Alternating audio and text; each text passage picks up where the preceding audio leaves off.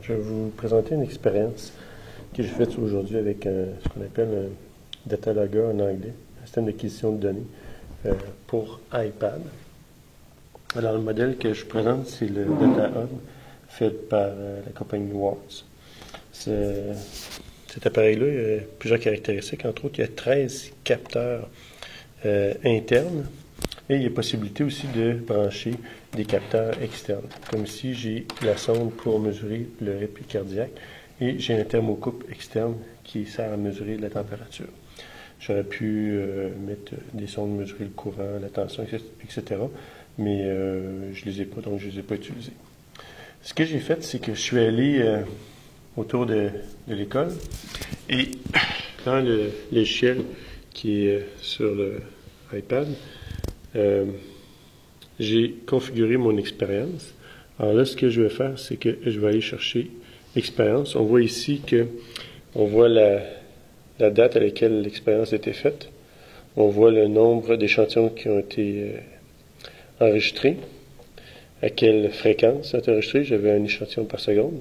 Alors, j'ai mesuré la pression, la lumière, la température interne de l'appareil, parce que l'appareil possède aussi une sonde interne de température, la température externe à l'aide du thermocouple, la fréquence cardiaque, l'humidité et la position de chacun des échantillons. L'appareil est équipé d'un appareil GPS pour pouvoir mesurer la pression. Alors, ce que je fais, j'ai tout simplement à sélectionner.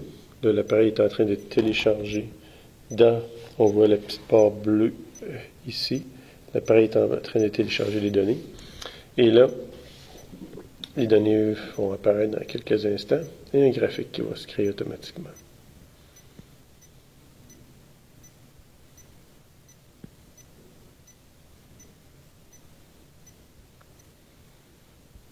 Alors là, on a un graphique qui apparaît. Les données sont un petit peu difficiles à lire comme ça, mais pour faire vite, disons que sur l'axe ici en bas, on a le temps en minutes. Alors on voit que j'ai pris environ 20 minutes pour faire cette expérience-là. Et si vous cliquez sur une courbe, vous voyez la courbe devient plus, le trait devient plus épais. Et il y a possibilité de changer les... juste un instant, je vais mettre mon iPad là, ça va aller mieux.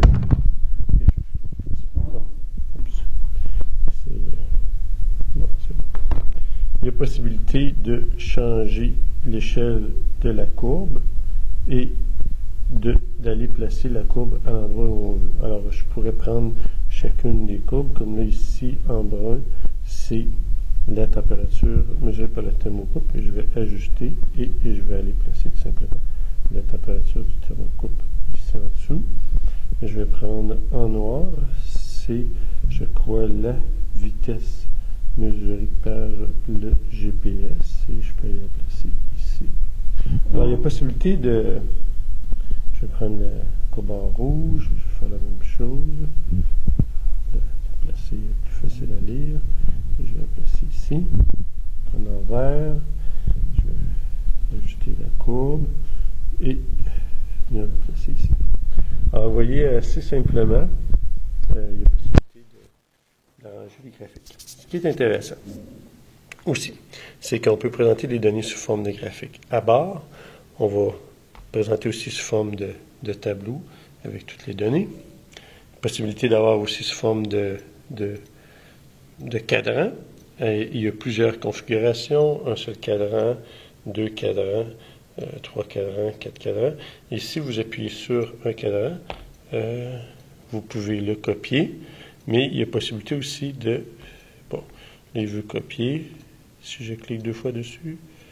OK, il y a possibilité aussi de changer les cadrans. Comme ici, c'est la turbidité, mais je pourrais prendre GPS, l'humidité, par exemple, et il va m'afficher le pourcentage d'humidité.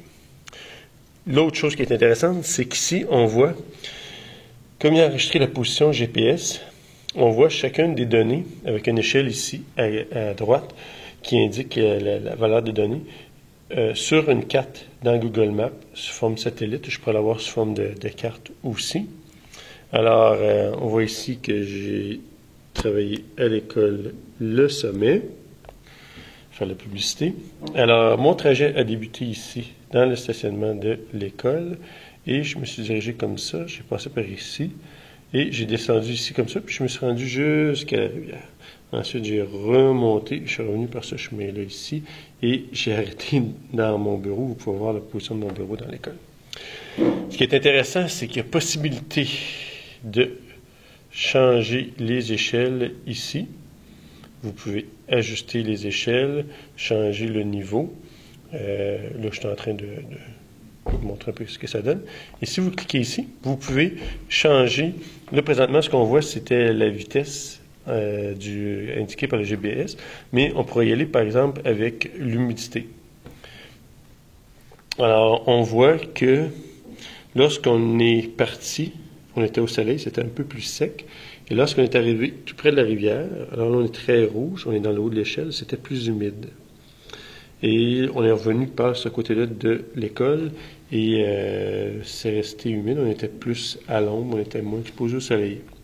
Si on regarde le rythme cardiaque, alors on peut voir que, bon, le rythme cardiaque est assez constant. Ici, on devait se dépêcher parce que on ne voulait pas prendre trop de temps. Mais quand on est arrivé dans la côte ici, vous voyez, le rythme cardiaque a augmenté. Et il aurait diminué lorsqu'on est revenu par en arrière. Là, vous comprendrez que c'est ma première expérience, donc c'est pas parfait, je comprends.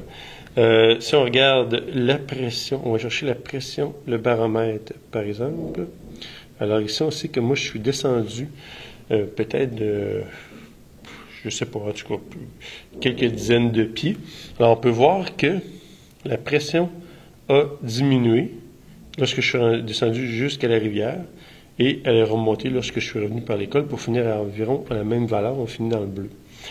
Alors, vous voyez, c'est un appareil très intéressant pour faire des expériences avec les élèves. On peut enregistrer assez facilement. C'est facile à configurer. Si on configure une expérience, on fait tout simplement peser sur l'appareil. On choisit les capteurs qu'on veut utiliser, la pression de l'air, le baromètre, le pH, l'oxygène, conductivité, la lumière. Vous voyez ici, vous avez un senseur analogue externe qui pourrait servir à mesurer une tension, rythme cardiaque, etc. Vous choisissez aussi votre taux d'échantillonnage. Moi, j'avais pris un échantillon à chaque seconde et le nombre d'échantillons que vous voulez sélectionner. Et vous voyez que lorsque je change la valeur, l'appareil ici émet un bruit pour dire que il a pris en compte les données. Ça se fait en temps réel, c'est connecté en Bluetooth. Lorsque c'est fait, vous pouvez refermer. Et tout simplement, pour partir votre expérience, vous faites simplement, vous pouvez soit appuyer sur le bouton ici sur l'appareil ou appuyer sur le bouton ici. Je pourrais fermer mon iPad, m'en aller avec l'appareil à l'extérieur et lorsque je suis prêt, je fais tout simplement peser dessus pour partir l'expérience. Il y a un écran LCD qui vous indique dessus les paramètres de l'appareil. Là, il me dit « Memory is full » parce que j'ai trop fait d'expérience. Mais si je vidais la mémoire de l'appareil, en appuyant ici comme ça, OK? Alors, je vais faire Delete Last. Je vais dire oui. Alors, si je m'en viens ici et j'appuie sur l'appareil, alors à ce moment-là, il est en train d'échantillonner. Et vous voyez, bon, 3, 4 échantillons qui m'indiquent le taux d'échantillonnage et combien d'échantillons qui sont enregistrés. Puis là, puisque mon iPad est à côté, il m'indique en même temps bon, la position puis la valeur que je suis en train de mesurer. Alors, c'est très bien. C'est vraiment un bon appareil.